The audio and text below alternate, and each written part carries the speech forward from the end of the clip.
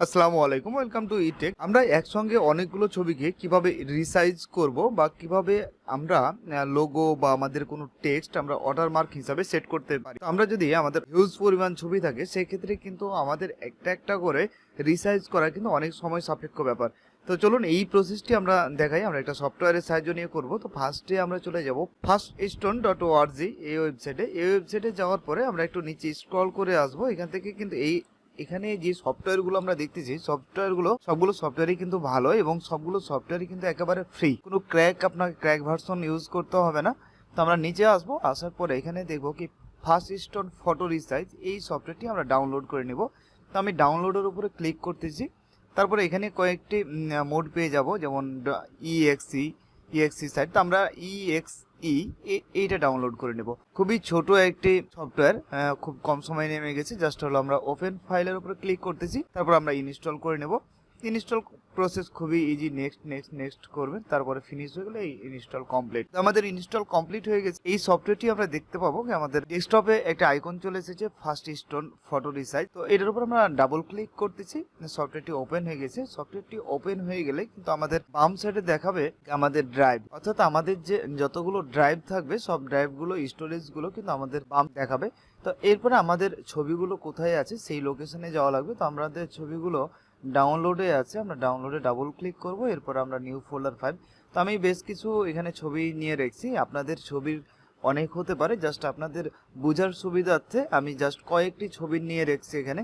তো এই ছবির আমরা যদি দেখি কি 9 MB 6 MB 9 MB, তো এখানে অনেকগুলোই কিন্তু আছে 9 MB, আবার 9 MBরও কিন্তু কম আছে।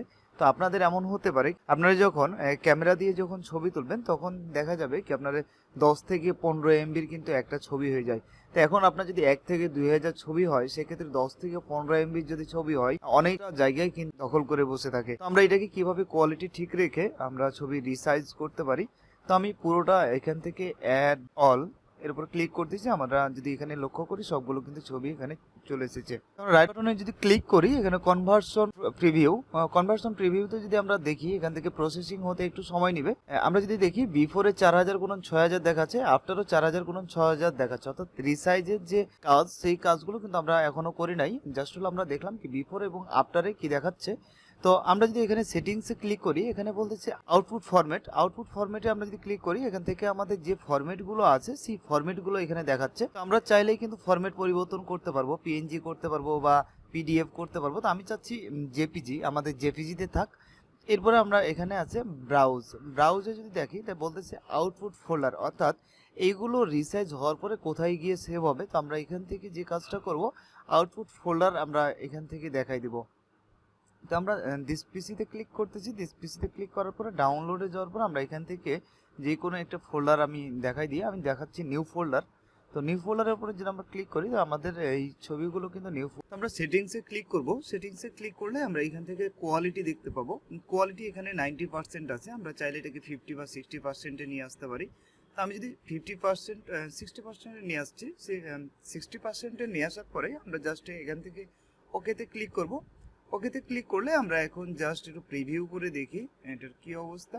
আমরা এটা দেখেছিলাম 4000 গুণন 6000, আমরা দেখেছিলাম এখানে 10 MB। তো আমরা এখানে যদি খেয়াল করি, তো আমাদের এটা 4000 গুণন 6000 আছে, বাট আমাদের 4 MB-তে কিন্তু চলে আসছে। অর্থাৎ আমাদের কিন্তু এইখানে অনেকটা মেগাবাইট কিন্তু কমে গেছে। আমরা যদি দেখি, এখানে 10 মেগাবাইটের বেশি ছিল আর এখানে আছে 5 মেগাবাইটের কম। তো এটা যদি আমরা আরেকটু এটা কেটে দিচ্ছি, কেটে দেওয়ার পর আমরা এটা আবারও সেটিংসে যাচ্ছি। সেটিংসে যাওয়ার পরে আমরা 40 বা 50% নিয়ে আসতেছি। এরপর আমি ওকে করলাম। তো ছবি যদি আমি আবারও প্রিভিউ করে দেখি, তাহলে আমরা এখানে থেকে দেখতে পারবো, আমরা যদি দেখি এটা 10 MB ছিল, এখন কিন্তু 3.5 MB, অর্থাৎ অনেকটা কমে গেছে। তো এটা যদি আমরা জুম করি দেখি, আমাদের কিন্তু খুব একটা কোয়ালিটি কিন্তু খারাপ হয় নাই। তো অর্থাৎ আপনার 10 MB থেকে যদি আপনার 3 MB করে দেয় এবং কোয়ালিটি যদি ঠিক রাখে, দ্যাটস এনাফ। তো এরপর আমরা একটু যদি দেখি কি ইউজ অ্যাডভান্স অপশান রিসাইজ, আমরা আরেকটু অ্যাডভান্সে কিভাবে রিসাইজ করতে পারি। তো আমরা অ্যাডভান্স অপশানে ক্লিক করতেছি। অ্যাডভান্স অপশানে ক্লিক করলে আমরা এখান থেকে পেয়ে যাব রিসাইজ, রোটেট। আমরা চাইলে কিন্তু এখান থেকে রোটেট করতে পারবো, হরিজেন্টালি করতে পারবো বা ভার্টিক্যালি করতে পারবো। আমরা চাইলে আমাদের যতগুলো ছবি আছে সবগুলোকেই কিন্তু এক ক্লিকে কিন্তু আমরা হরিজেন্টালি বা ভার্টিক্যালি কিন্তু করতে পারছি। এরপর আছে ক্রপ, আমরা এখান থেকে চাইলে কিন্তু ক্রপ করতে পারবো সবগুলোকে ছবিকে, এবং উইডথ এবং হাইট দিয়ে কিন্তু আমরা ক্রপ করতে পারবো বা ইন প্রিন্ট সাইজ দিয়ে করতে পারবো। এরপর আছে ক্যানভাস। কালার ডেপথ, কালার ডেপথে এসে আমরা এখান থেকে কিন্তু বিট আছে, কত বিট চাচ্ছি এখান থেকে জাস্ট এটা দিয়ে দিলেই কিন্তু আমাদের হয়ে যাচ্ছে। অ্যাডজাস্টমেন্ট আছে, এগুলো কিন্তু আপনারা একটা একটা করে দেখবেন আসলে কোনটাতে কি কাজ হচ্ছে, একটা একটা করে দেখবেন। এরপর আমি যেই বিশেষ যেগুলো আপনার কাজে লাগবে সেগুলো আমি দেখা দিচ্ছি। এরপরে অ্যাড টেক্সটে আসলে আমরা এখান থেকে টেক্সট অ্যাড করতে পারবো। আমরা চাইলে এখান থেকে, আমি চাচ্ছি কি ইটেক দিয়ে দিলাম। ইটেক দেওয়ার পরে আমরা চাইলে এখান থেকে ফন্ট দিয়ে আমরা এটাকে ফন্ট পরিবর্তন করতে পারবো, বোল্ড ইটালিক করতে পারবো এবং সাইজ পরিবর্তন করতে পারবো। তো আমার এখানে 28 আছে, আমি 28 রাখতেছি। তারপর আমরা এখান থেকে ওকে করে দিতে পারি। তারপরে অর্ডার মার্কে আসলে আমরা এখান থেকে লোগো অ্যাড করতে পারবো।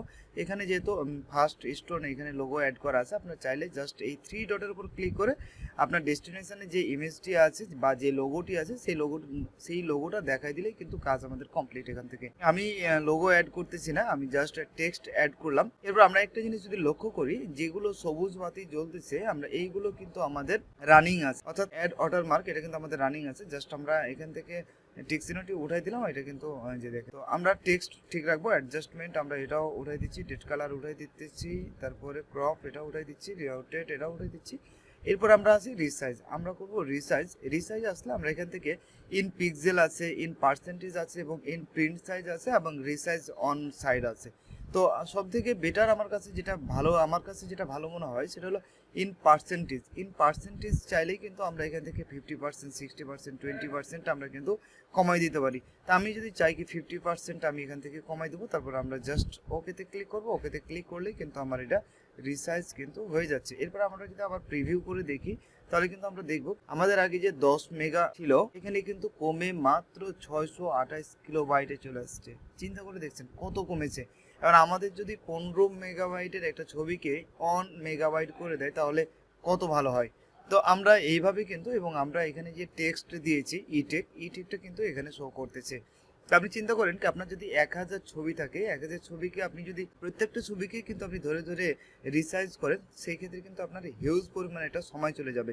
তো আপনি এই সফটওয়্যারটি ব্যবহার করে খুব দ্রুত আপনি রিসাইজ করতে পারবেন, টেক্সট অ্যাড করতে পারবেন, ওয়াটারমার্ক বা লোগো অ্যাড করতে পারছেন। এরপর আমাদের কাজ কমপ্লিট, আমরা জাস্ট কনভার্টে দিব। কনভার্টে দিলে আমাদের এখানে একটু সময় নেবে। তো আমি একটা কথা বলে রাখি, আপনার ছবি যতগুলো হবে এখানে সময় তত, ছবি যেহেতু আমার সময় খুবই কম নেবে, আমরা একটু সময় ওয়েট করব। 100% কমপ্লিট, ডান হয়ে গেছে। আমরা রেখেছিলাম ডাউনলোডে, দিস পিসি ডাউনলোড,